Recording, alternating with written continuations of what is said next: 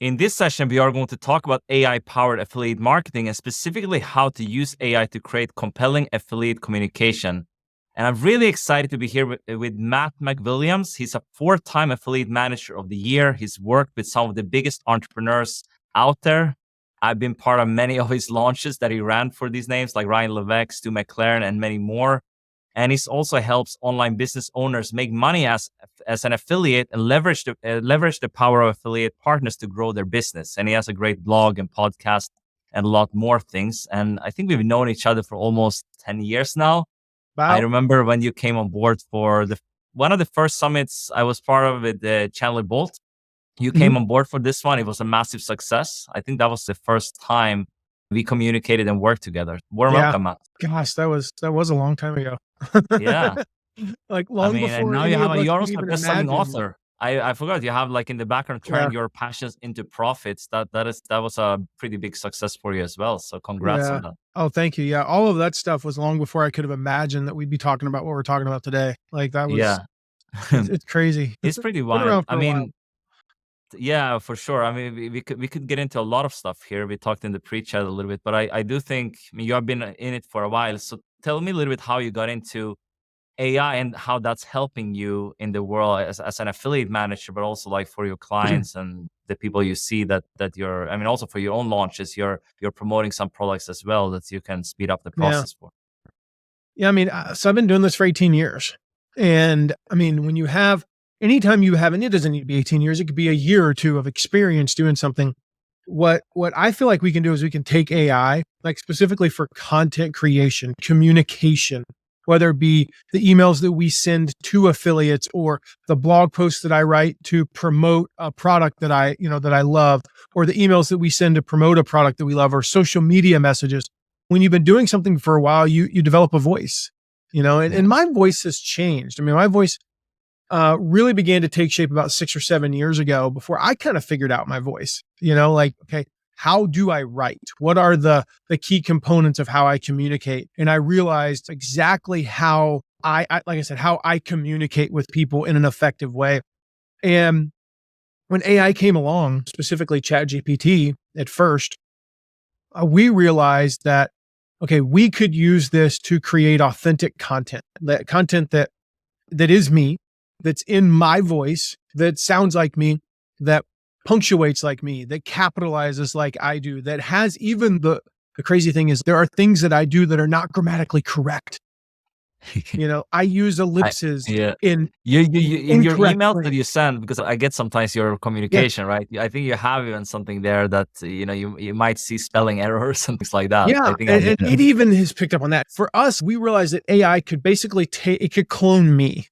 Instead of needing for me to spend, say, 4 hours a week creating content or needing to hire more copywriters, because previously, like if we wanted to put out, we would put out 2 epic blog posts a week.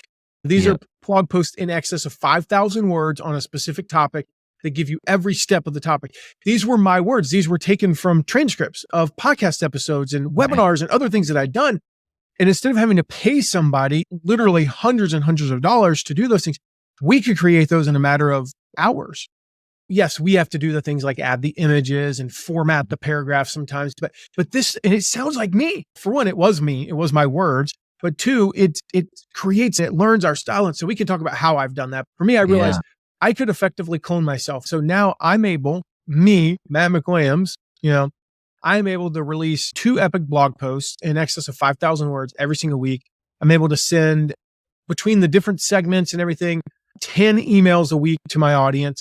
I post 48 a day times 7, whatever the math. We'll just call that 336 if my math is correct. Social media posts a week, all of those things. And I'm able to do that in a matter of 2 hours, maybe 2.5.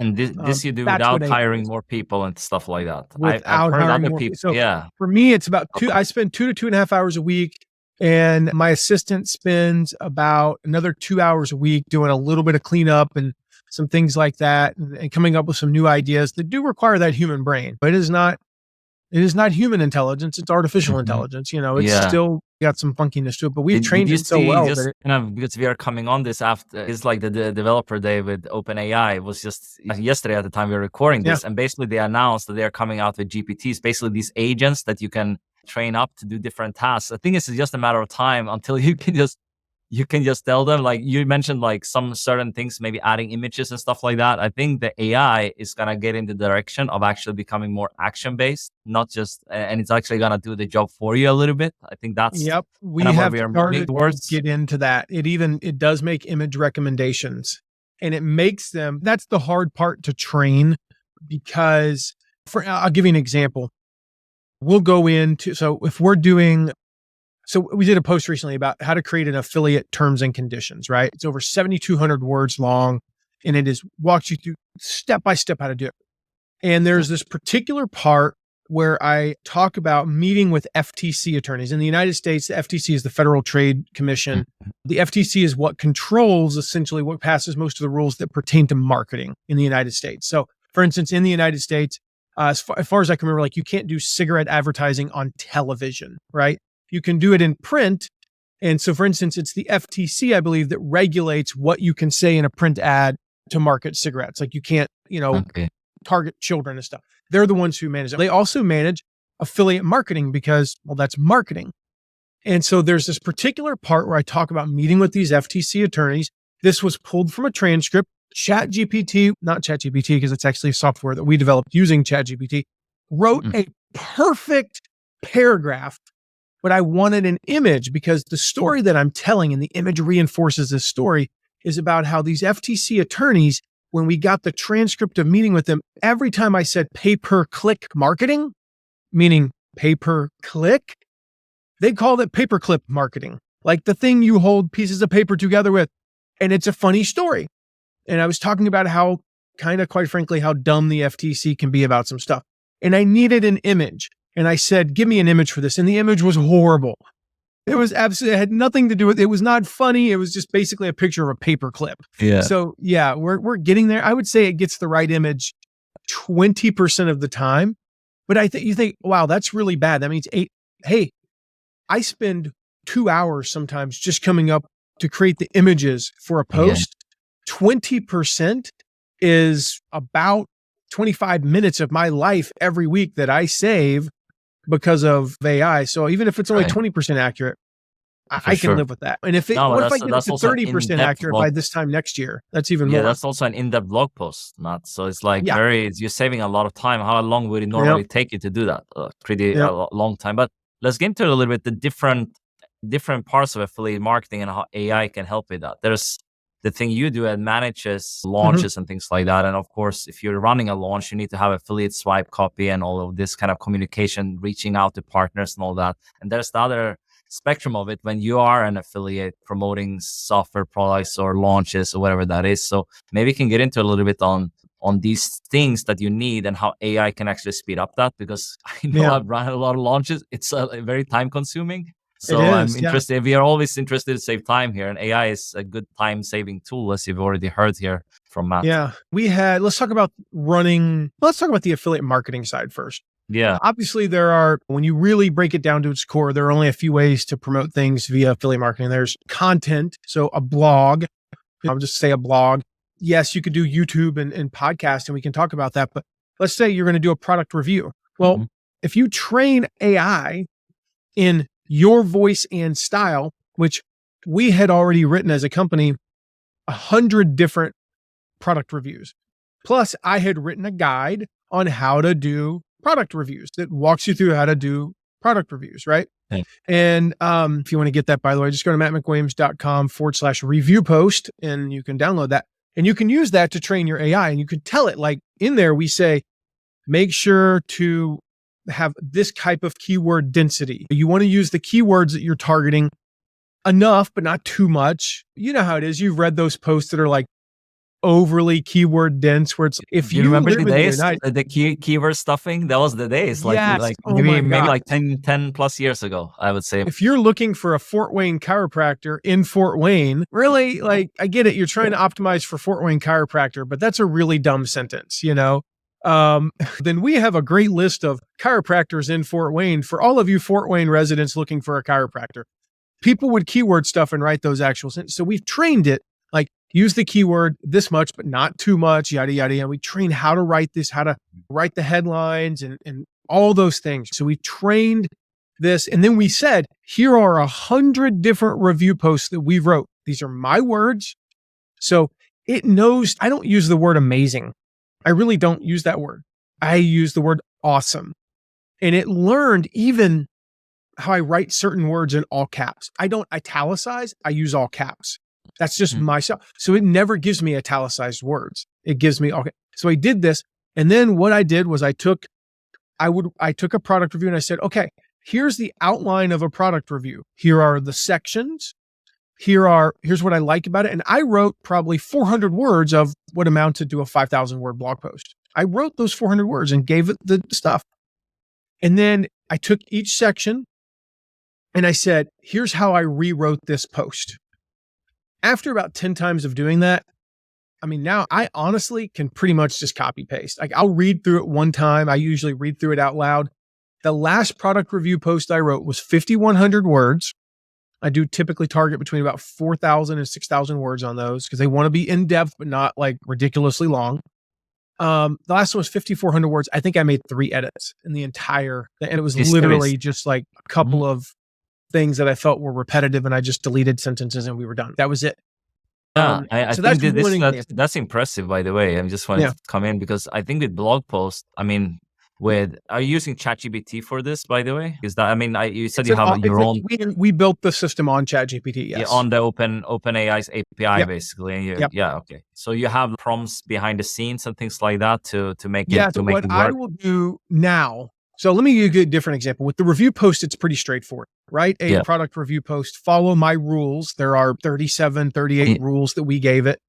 It's like in a set format. You have your way. I've seen your post, Matt. So I have also my way. Yes. It's quite similar, right? It's like you have your titles, pros and cons, blah, blah. You have all this stuff. And then you can tell the AI, you just follow that. Yeah. If you look at one that AI's written and one that I've written, you would not be able to tell them apart. They are in the exact same consistent format. Let's look at the email though, because email can be very different. Email is not a set format. So what we did with email was we actually went through, again, it helps when you have virtually 10 years of data, right? Of a data set.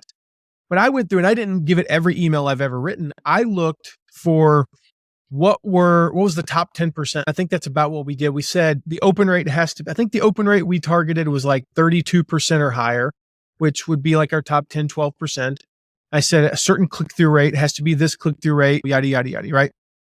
We then categorize those. So I would tell here's an email promoting a webinar, an open cart, a closed cart, a summit, a challenge, whatever. And I would tell it what it's promoting and I would load the subject lines. If there was winning subject lines, or if we split tested the subject lines, I would give it the winning and the losing subject line and say, this was the winner. And then I would classify it as short, medium, or long. I would classify it. I would give it the data that said this was the click-through rate and all that. And then I would give it some other parameters, like things, basically tell it what I liked about the email and what I didn't. So then I would load that in. Boom. We did that with probably 250 emails. And we trained it and said, here's what it is. So now I can go in and say, actually, let me back up because I did one other thing I forgot about. I took any of the ones where we had swipe copy that we use. Sometimes I don't even look at swipe copy, but sometimes I do use the swipe copy. If you don't know what that is, it's when an affiliate program gives you suggested email copy or social media copy for that matter. It says, here's what we give you, and you can use this as a guide. You should not just use the swipe copy, by the way. It's a terrible idea because then everybody ends up sending the same email and you all look like idiots. Okay. So I took it and said, here's the swipe copy and here's what I wrote. So it learned how I even used the swipe copy. Now we only had that on 30 of the emails out of 250. We didn't have it on a ton. So then what I did was I started training it again. I said, we were promoting a particular affiliate launch. I said, please write an email promoting a webinar. And I took it through the scenarios. I said, following my rules, yada, yada, yada. I said, on this one, I'd like a short email. And here's the swipe copy they gave us. And it spit it out. I'd give it a B-. So I said, here's how I changed it. Boom, boom, boom. And now it's at the point where I just copy and paste. I'll read it out loud, like I said, but I'd probably say 7 out of 10 are exactly what ChatGPT, what OpenAI spits out, what our stuff spits out. 1 out of 10, I actually end up making pretty significant. It's weird. It's like I either make almost no edits or I pretty much rewrite the entire thing. And every time though, I tell it, here's how I rewrote it. And it used to be probably 5 out of 10 I had to rewrite, then 4 out of 10, and so on and so forth. Okay. One last example, social media, same kind of thing. With social media, we just loaded about 1,000 tweets. Said, here's an example of 1,000 tweets that I've sent. The words I use, the format I use, how I do it, all those things. Here are the emojis that I use, blah, blah, blah. Then I'll go in and I gave it rules. Like I don't like using more than one emoji because I'm not like a super emoji freak. So don't ever use more than one. I like the link to be on its own line and all these things that I taught. I said, here are the rules. And then when we're doing a big affiliate promotion, I just say, okay, write me 25 tweets. Here's the gist of what this promotion is. It's for a webinar about this. I'll give it maybe like the email swipe and I'll say, or give it the emails that I've written or it wrote. But this is all in a separate section. This is under the social media section. And I say, this is a webinar. Here's some email copy about it. Give me some, I'll usually have it write like 30 tweets and I'll just go through them real quick and I'll delete 3 or 4 that I don't like and we'll load the rest into our stuff. And so, it's all happening in a matter of seconds and we're able to create. And that's the kind of content that would have taken me, those 3 things combined. Say I'm writing a review post, 10 promotional emails, 30 tweets, 3 Facebook posts would have taken me 2 full days of my life. I knock them out in 2.5 hours. Yeah, So man, it's been a big- I love these examples, by the way. And I think, I do think the same. Like when you are doing a promotion, don't use the swipe copy. But now it's so easy to take the swipe copy for a launch and then modify it. You can, as you did, you can tell the ChatGPT or something to rewrite that, and then you can modify it as you go. You can edit a little bit afterwards and use your examples. I think that's such a time saver because then you're gonna look, huge. first of all, a lot better than everyone else on this launch, because a lot of people, they're in a time crunch and sometimes they're using these swipe emails, which is horrible. It's a terrible idea because everyone else might be using it and then it's going to look bad in your inbox and Google and everything. You're going to get probably penalized as well. It's not the best if everyone using the same. The flip side is like when we're communicating with affiliates, the reality is that over the past, I've been running affiliate programs for 18 years. Now I didn't save my first decade of emails that I sent, but we had a file. It was about an 800-page Google Doc that had just every email that we've sent over the past 5, 6, 7 years to our affiliates for various clients. And again, they're all categorized. Like, here's an email that we sent announcing a webinar. Here's a new contest. Here's the last day and all these things. And so we can go in, we categorize them. Again, there's a lot of work on the front end. I mean, it probably took us 20 hours to do the training, but 20 hours to save 2 hours a week, it only takes you 10 weeks to make up the time. That's the thing. You got to be willing to spend that 20 hours. And so we can now go in and say, okay, we have we're announcing a new contest on the 3rd day of open cart to our affiliates for the XYZ summit. We can tell we want to follow our normal rules. We tell it that it's for a summit, so it knows to pull from that genre of emails. And we told it that it's day 3 of 5, so it knows, okay, it's the middle. And then we say, we want this to be a rah-rah email is one of our category. Rah-rah meaning like rah-rah, let's go. Not like a just fact-based. We want this to be a pump you up one. But there's also, we have one category is called emotional, where we often do this at the end where we get very emotional. We say, thank you so much for supporting us. You're going to change lives and things, things like that. So it's a different tone to maybe the middle when you're announcing a new contest and you want it to be like, yeah, go team, go, So we'll tell it that. Write us the email. We'll tweak a few things. We're still training that. That's a different beast, but at least it gives us the framework for this email. And we trained it on, there's 8 parts to the typical affiliate email. In fact, we have a template that we give out. What I was going to say, Matt, I could imagine you have, because I have, for example, for my virtual summit program and stuff I had always a fill in the blank templates. I can imagine you have something similar for yours.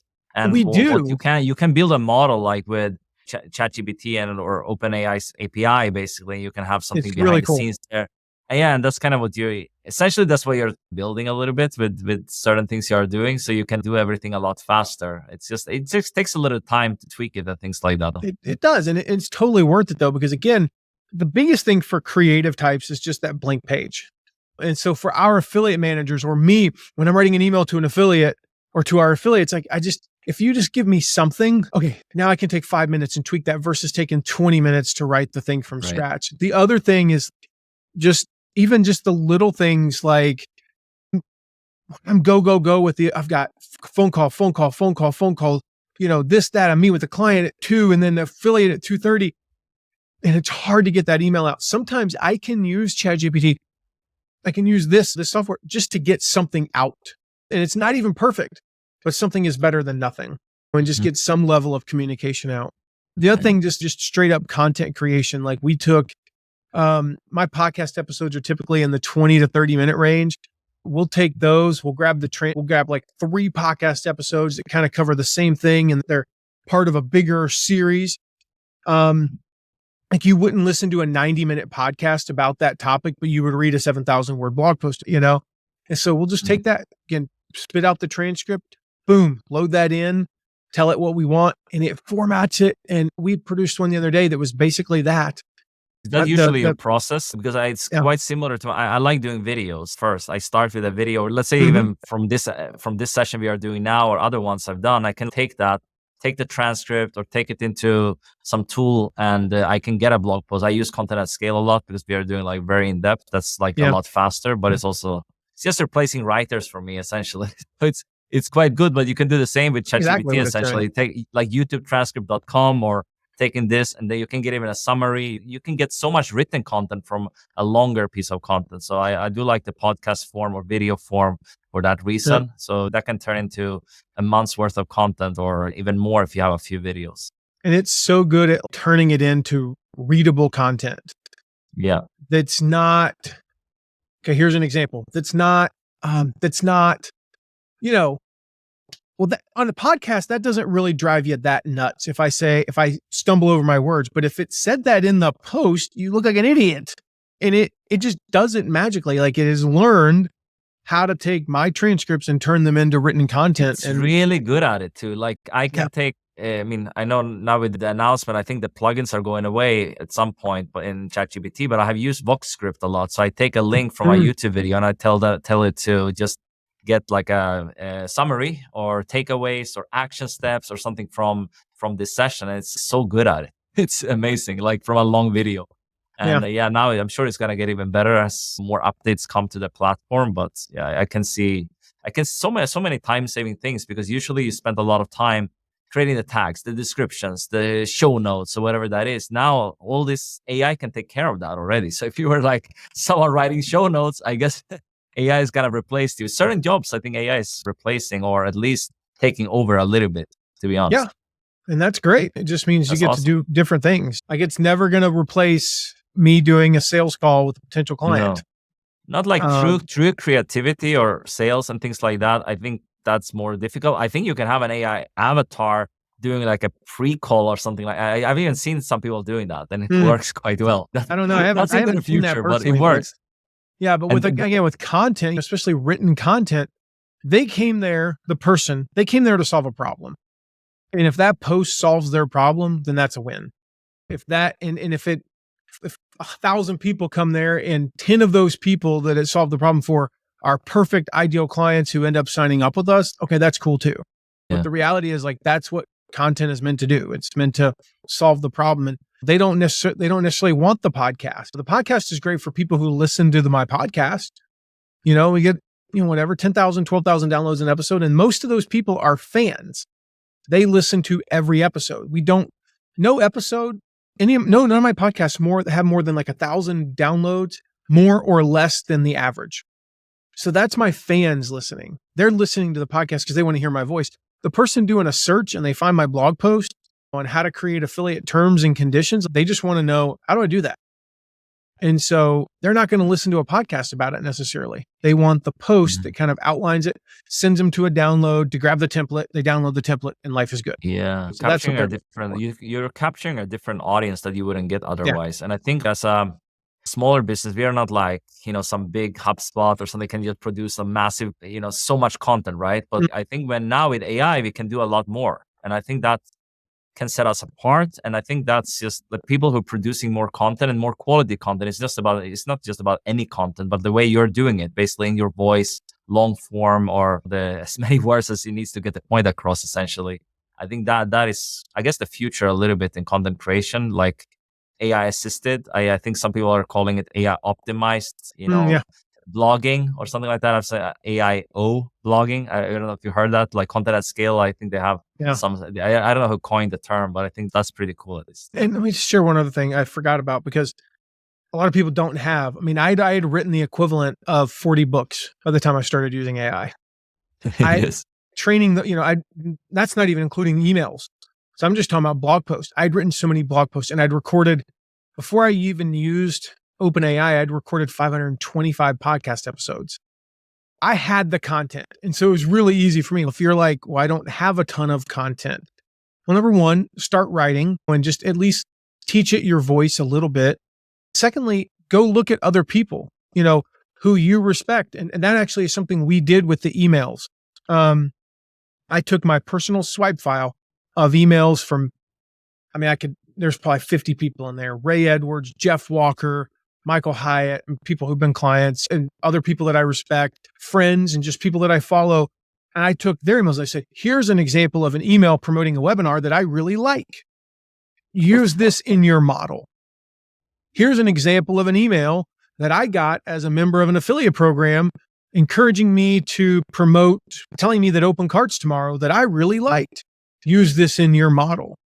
And so you can even just take other people's emails.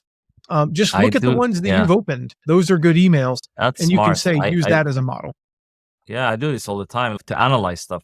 This is like incredible. To take a LinkedIn post by, let's say, Justin Welsh. I really like his structure. It's amazing. You can tell ChatGPT to like analyze this and say, okay, this is the structure. Here's what you do. And then you can tell it to write the post that you want, basically in that same format. Or, in your case, the email that you wanted for this affiliate promotion. I think it just saves so much time, and then you can tweak it, but still you have saved the time to come up with the exact way to do it. If that's an email that is already proven to work, why reinvent the wheel? It's like having this famous swipe file, basically.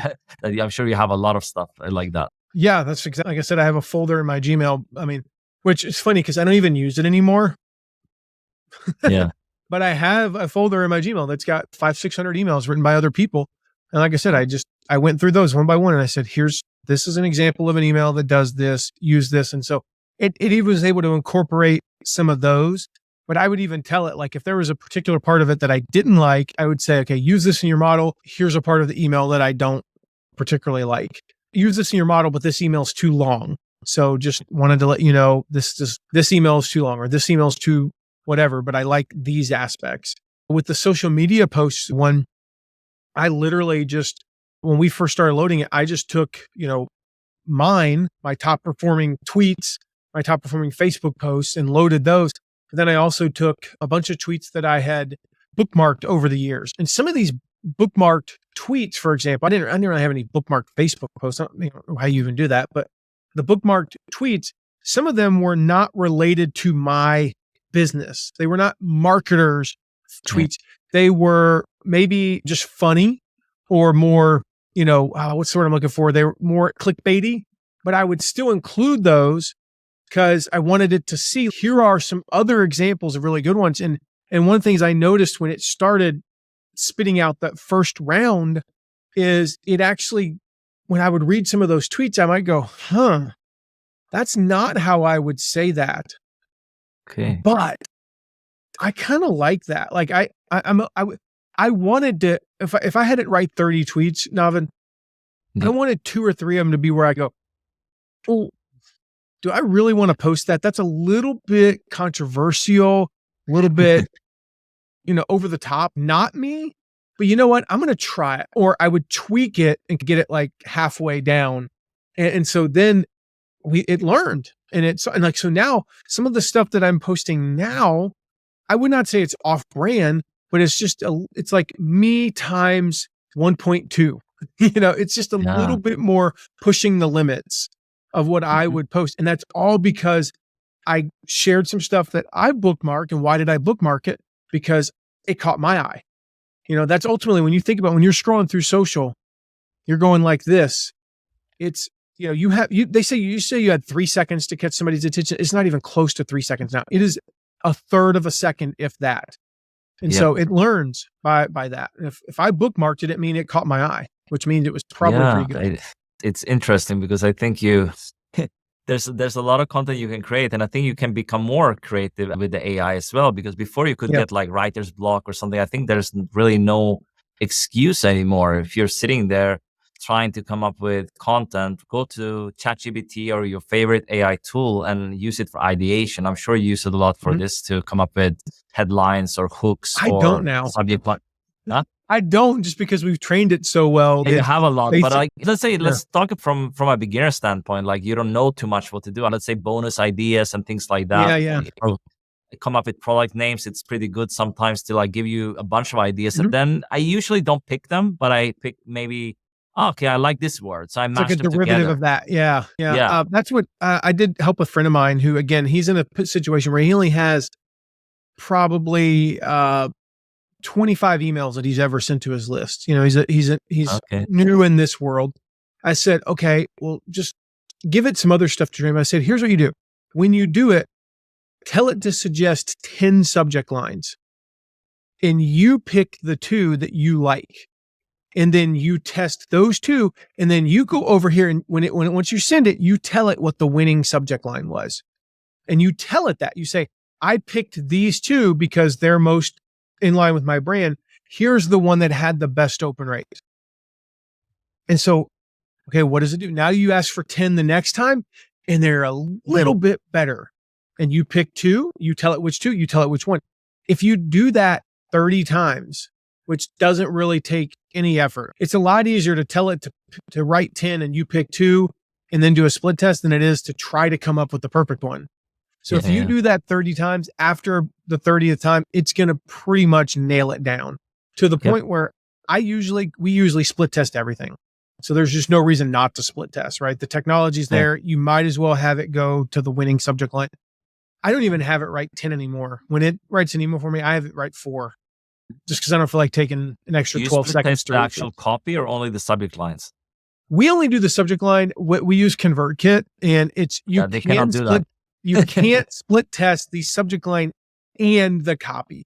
So I shouldn't say we Yeah. never split test the copy. We split test the copy probably 5% of the time, but we always split test the subject line, just because that's the number one thing, right? That's the In thing that gets them in the broadcast, you door. can do it. I think in automation, it's a little more tricky. In Active Campaign and some advanced tools, you can do it. I use Gotcha. also Yeah. ConvertKit now, but I feel it's for most creators is enough, to be honest. You're not gonna spend time split It is. testing everything. Better create more content. But as I said, do what you can, right? If you have and with AI, you can just get more alternatives for the same thing. So you have Yep. really no excuse. And you can and then you can also analyze your emails. You can actually upload like ConvertKit and different social media tools that give you a report.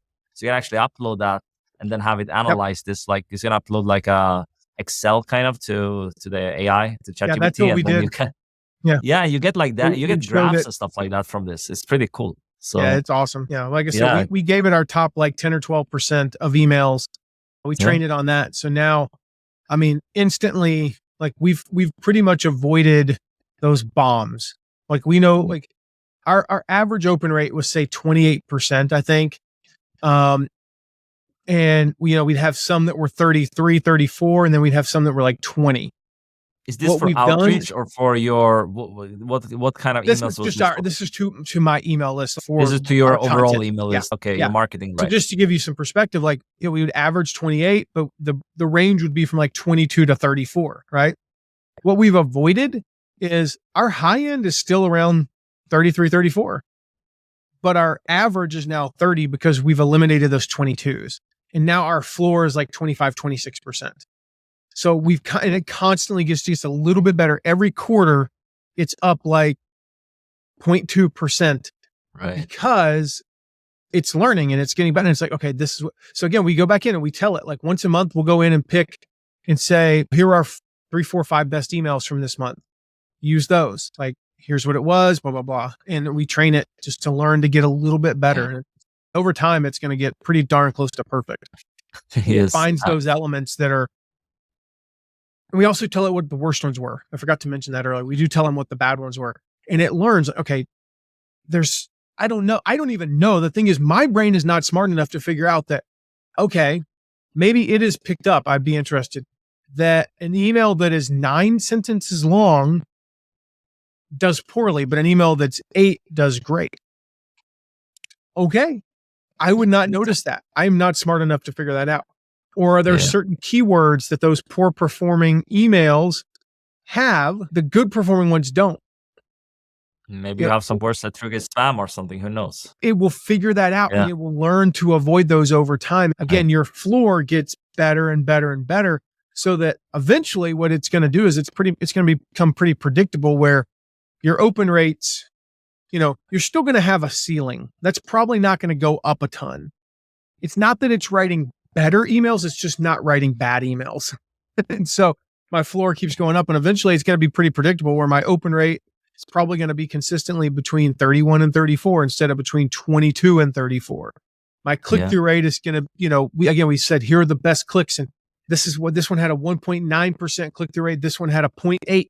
You figure out what the difference is. And once you tell it, like, here are 10 or 20 really bad ones, and here are 10 or 20 really good ones, it starts to learn. And eventually, instead of having a range from like 0.7 to 1.9 open rate or click-through rates, will be like 1.4 to 1.9.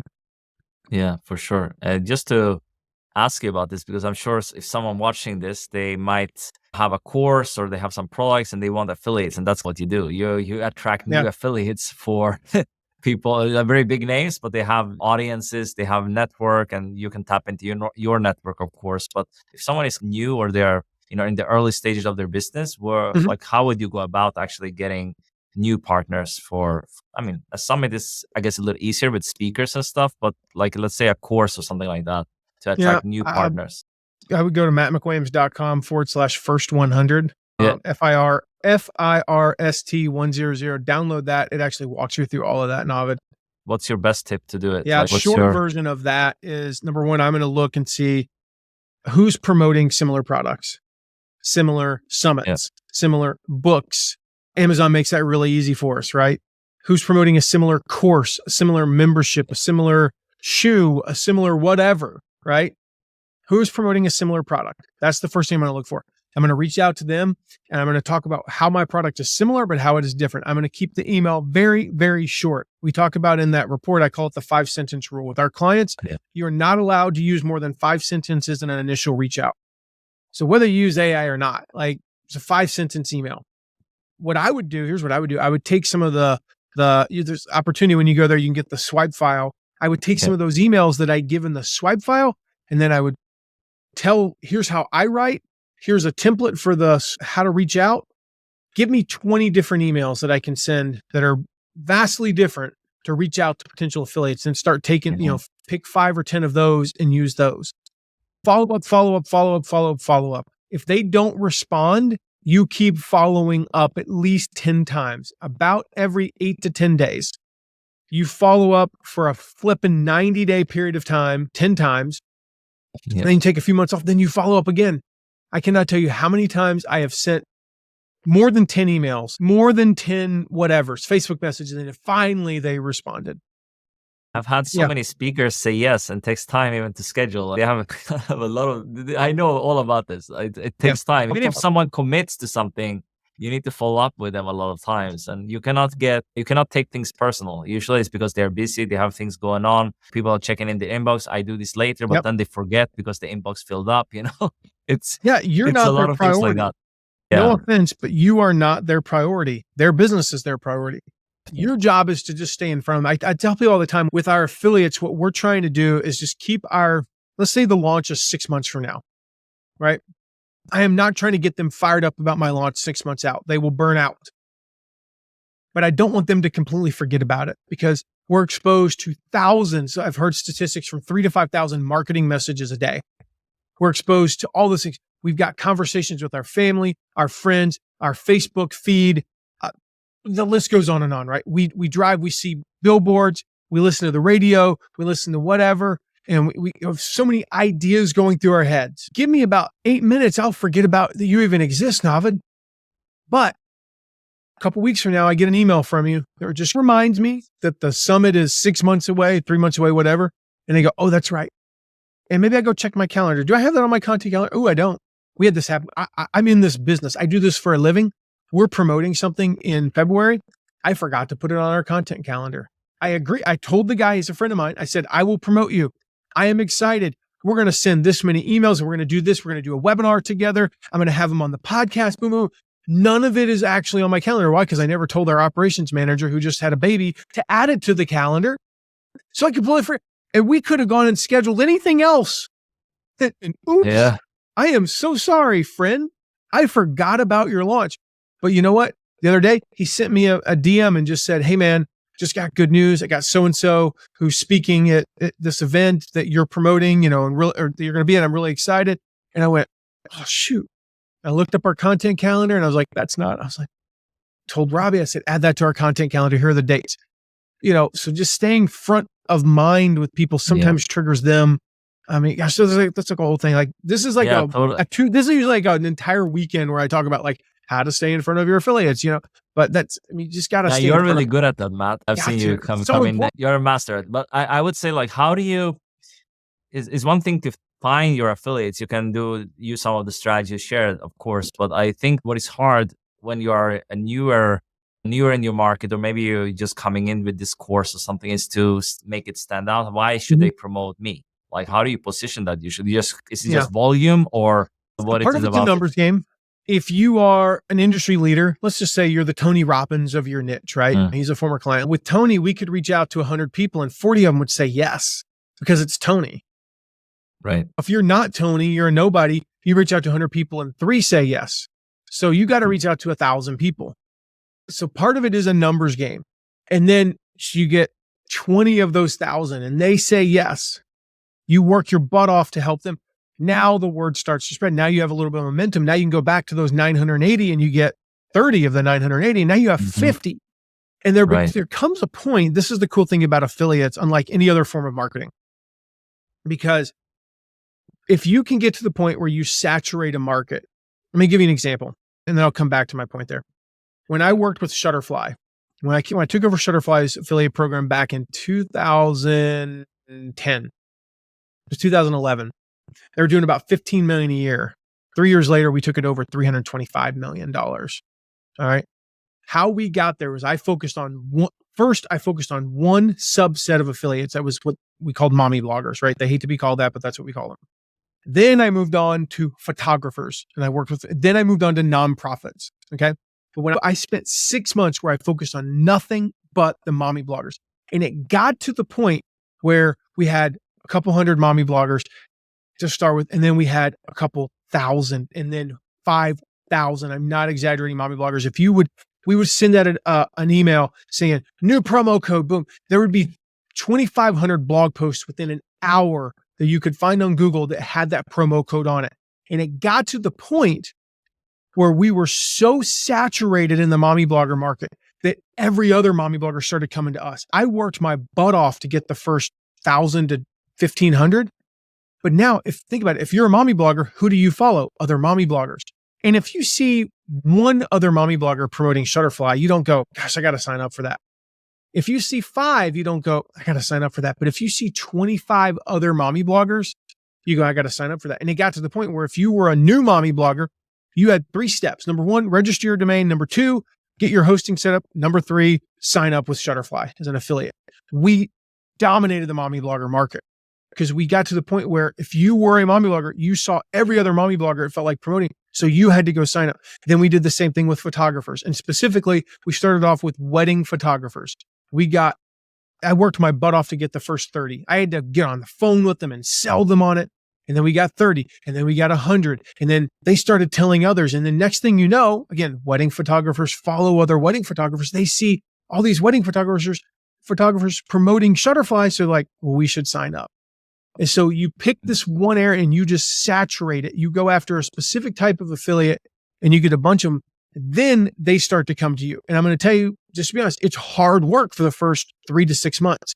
Then you hit that tipping point and then they start reaching out to you. And next thing you know, you're like, we just got another 50 affiliates this month and we didn't even reach out to any of them.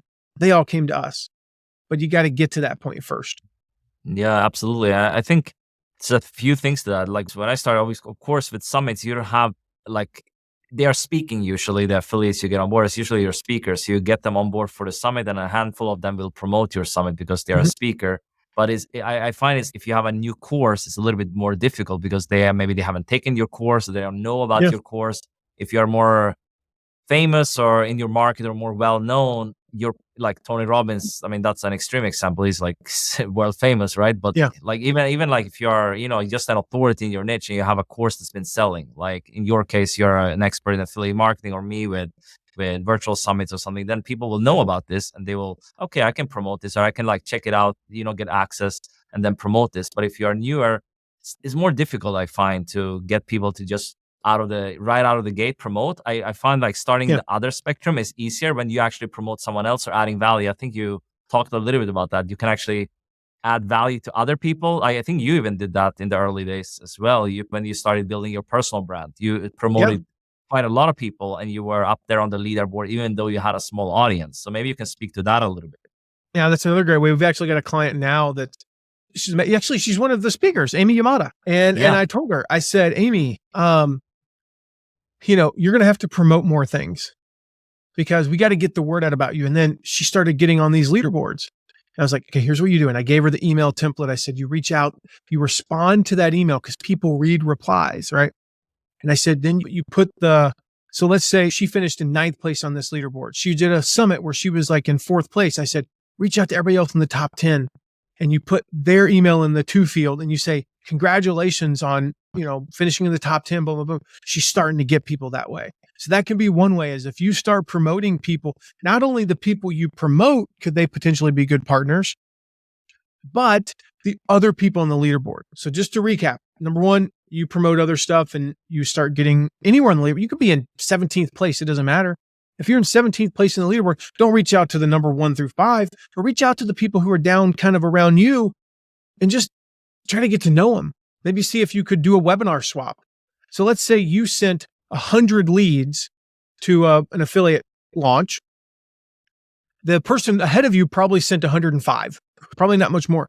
But what if you each sent 100 to each other? Now you've grown your list by 100 and so have they. And so as you do that and you start to level up, because as you're growing your list and you go from, say, 3,000 people to 5,000 people, now you go from 17th place to 13th place. So now you get to work with those people from 10th to 15th. And you're sending each other 200 leads. So now you have 8,000 people on your list. And now you're in 10th place. So now you're with the people from 5th to 13th. And now you're sending each other 500 people. And now it's growing really fast. And the numbers start getting bigger. Promoting other people, it's a great way. Speaking at summits, if you're an expert on something, many summit people, they want you to promote it and they want to make, money off of it. But sometimes you get a really good speaker who's just, we call them, when we talk about summits, we talk about how you got like your headliners, like these are like the 1 or 2 speakers. You don't care if they promote or not. If you get Tony Robbins for your personal growth summit, you don't care if he so much as even sends a tweet because he's Tony freaking Robbins and his giant head is on your page and it's awesome, right? Yeah. Then the middle 80% of the speakers need to promote. But that bottom few, you can have like 1 or 2 that are kind of the flip side, where they're an amazing speaker. They don't have a huge audience. Maybe they promote, maybe they don't, but they don't generate many leads. But they show up, they participate in the chat. If you have a chat, if there's a Facebook group, they're in there answering questions. They give great bonuses and they're just so happy to be there.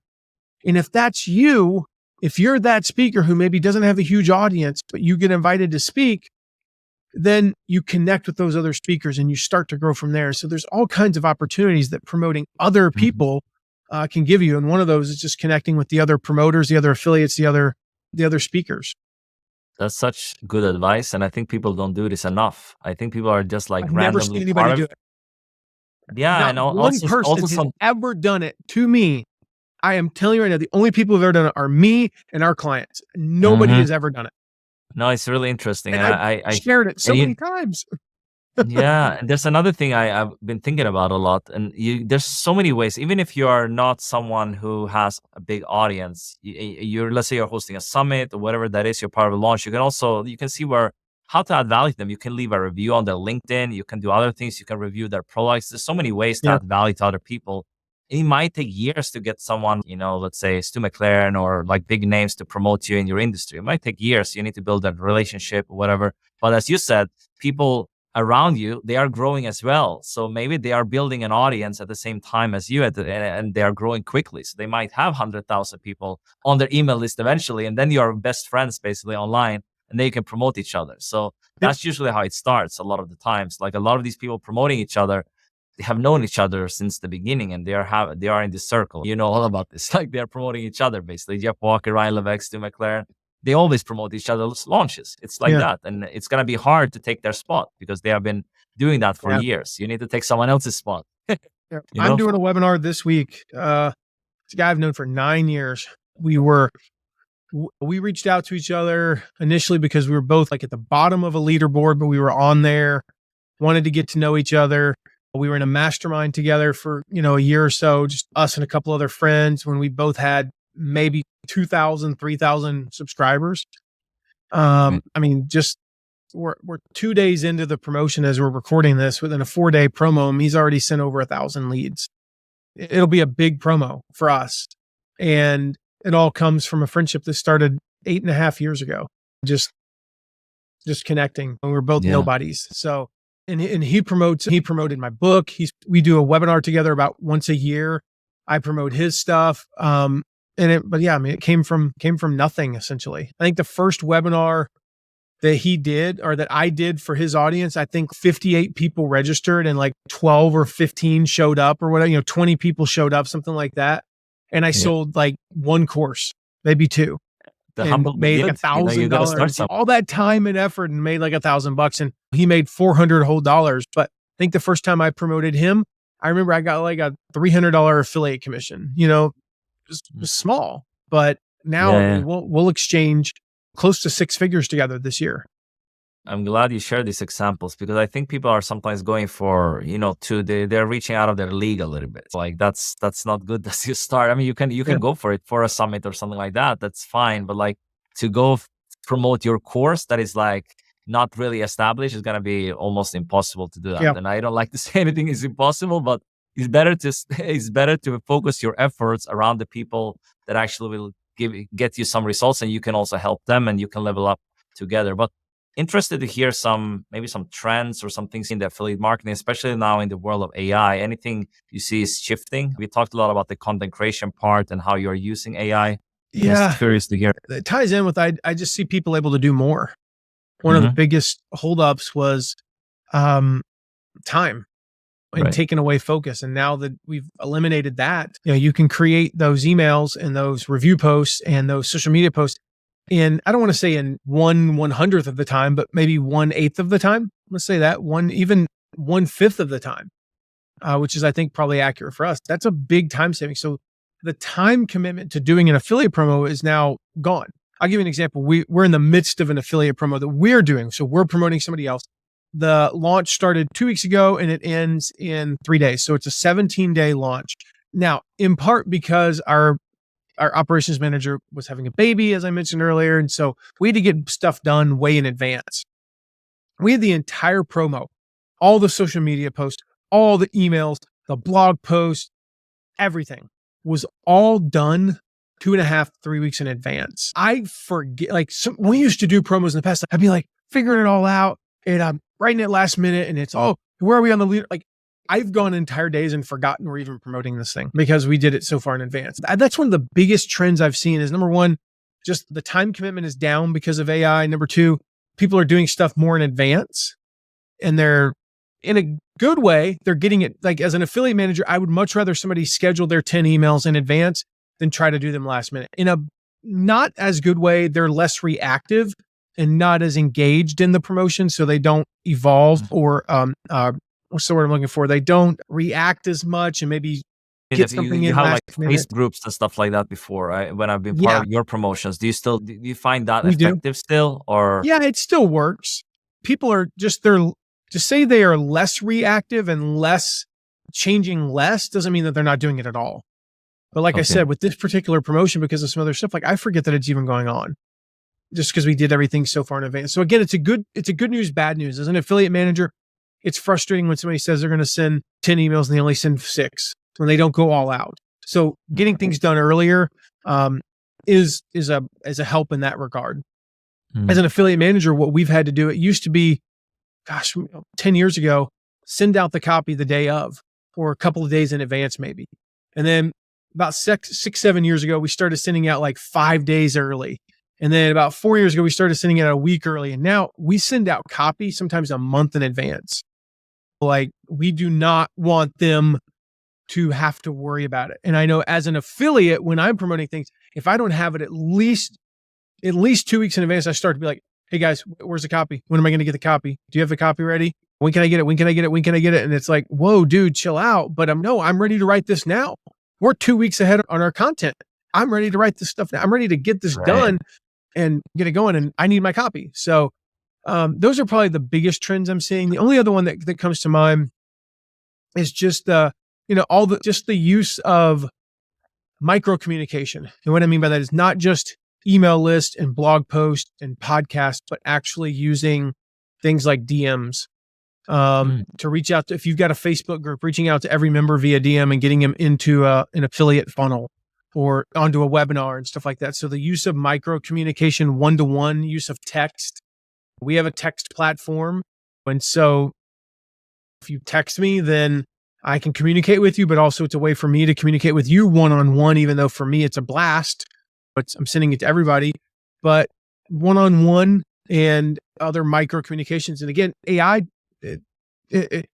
AI, the way that we use AI for that is if I've got different segments, again, I can use AI to say, hey, here's an example of a message I want to send. Now write this for, let's say you're in health and fitness. I was helping a friend of mine do this the other day. He's in the health and fitness niche. And I said, we want to send different messages to young women, moms who are like young kids, older moms, senior citizens. Those were the 4 basic female groups. And then within the men group, we had like 5 different categories. So it's 9 different messages. He wrote one message and used his trained AI that I helped him train to then spit out 9 different DMs that his team could send out from him based on when they go into their system and say, send me, like, here's all my senior women, boom, send them this DM. And they did not use a tool to do that. Just to be clear, they actually did do it one by one because it works better than sending it as a blast, DM. Love But that. again, it's a specific message for that. It feels like it's for that person because that individual senior woman got a specific message that was geared towards her. That the most senior, it talked about bone health and bone strength, which a 28-year-old woman probably doesn't give a crap about bone health and bone strength, but a 64-year-old woman does. And then the landing page in the image that in the preview, it showed a woman in her 60s, not a mom with an infant. So even in just the DMs, you're able to get like super targeted. And again, we had to write the first message and kind of craft like that narrative of what we wanted this to say. But then we said, now rewrite this for this group. And it saved us, 1/8 of the time writing all those extra messages. That's awesome. And I think another thing is the AI avatars that might help a little bit in the future for especially like blog posts and things like that. You can have like your AI trained and then someone is coming there. And if they have a question, you can do personalized recommendations. They can have a chat with you. I think that's going to be incredible. I think that you can already do to some extent with certain tools. I think that's just going to go. Imagine like when they can see you as well, like when you have Matt McWilliams popping up there and giving advice on the terms and conditions, but you're sleeping or something like that would be something. I think that is what's going to happen because you can, I think that's, I saw like a webinar with Stu McLaren and Searchy. Basically, he's also, I think what they are building, they have like Wisdom AI and they are, I think in the future they're gonna have, so they can probably see the avatars and stuff like that, and you can have the Mhm. voice and everything cloned there. So I think that could be pretty incredible to just have that on your website, and they can chat with you and things like that, like you were there in person. But of course, they would know it's a bot, but also there's like less pressure for them. They can ask any question they want. You know, Yeah. sometimes they want to ask, they might not want to ask dumb questions, you know, or like dumb questions because they think it's maybe too basic, but they can ask a bot this that's just Yeah. sitting there. I think that might be the future. But two final questions. What's your number one piece of advice for a creator or entrepreneur who's looking to get started to implement AI in their business or get started with affiliate marketing as well in relations to this? For me, it came down to just documenting the rules and just starting to load content in and being willing to, I mean, again, we had thousands of things, but if you've got a few things, you can train it 50% with 5 pieces of content. Just take 5, let's just take blog posts just as one example. Give it your 5 blog posts and it will begin to learn. Now, when you tell it, write a blog post about this, blah, blah, blah, you will have to edit 50% of it. But then just be willing to spend the time to say, here's how I edited it. It's no different than I did when I hired my first copywriter. I said, here's how I would say what you said, boom, boom, boom. And I recorded videos showing him the differences. So you do that. The very next time, it'll be 2 or 3% better, and be willing to get 2 or 3% better with every iteration. If you get 2 or 3% better every time for about 50 times, you're pretty darn close to 100%. Yeah, And I can promise you, like, whatever you think if you think it's not worth the time, it is absolutely worth the time. It might feel like your first 10 hours doing it was not worth the time, but somewhere around that 20-hour mark is what I found. You suddenly go, oh my gosh, I am saving so much time. I'm so glad I took the time to do this. So start before you think you're ready. Load what you can to train it and be willing to teach it, and it'll get there. Or like I said, just use other people's stuff. You like so-and-so's writing style, go load that, go grab 20 of their blog posts and say, okay, here's a style. That is one alternative. Although I do recommend when you load other people's content that you weight it and you tell it to look at your style 70% and take 30% from theirs and let it figure that out, just as a rule. But maybe you go 50-50. I don't know. Yeah. Well, we covered a lot in this session, but Matt, was there like a question that I didn't ask, but you wanted me to cover or ask you or anything else? Dude, you asked every single question I could possibly think of. I mean, again, if you want to get started like with building affiliates, just go to mattmcwilliams.com/first100, FIRST100. If you want to get started with affiliate marketing, probably the best place I mentioned earlier, if you go to mattmcwilliams.com/review post, that's a great way to learn the rules for writing a review post. That is the easiest way to get into affiliate marketing because you don't have to have an email list or a social media following to write a review post that can rank pretty high on Google and start generating some affiliate traffic and some affiliate revenue. Are you going to write one that generates $20,000 a month first time? Probably not. But what if it generated $40 a month every month for the next 5 years? And then you wrote another one that generated $100 a month. Pretty soon you're starting to get up there. And occasionally you'll write one. We have some that make us over $2,000 a month. And it's been doing that since the late 2018, 2019. Those add up really fast. And quite frankly, make up about 10 or 20% of our annual revenue. It's kind of nice. That's awesome. And some of these posts, they're less competitive as well. So definitely, I like these recommendations. I leave some links in the description as well. So leave a comment below if you have any takeaways for this session. We covered a lot regarding affiliate marketing and how you can use AI for this. Subscribe to the channel for more, like the video, and I'll see you in the next one. Ciao for now.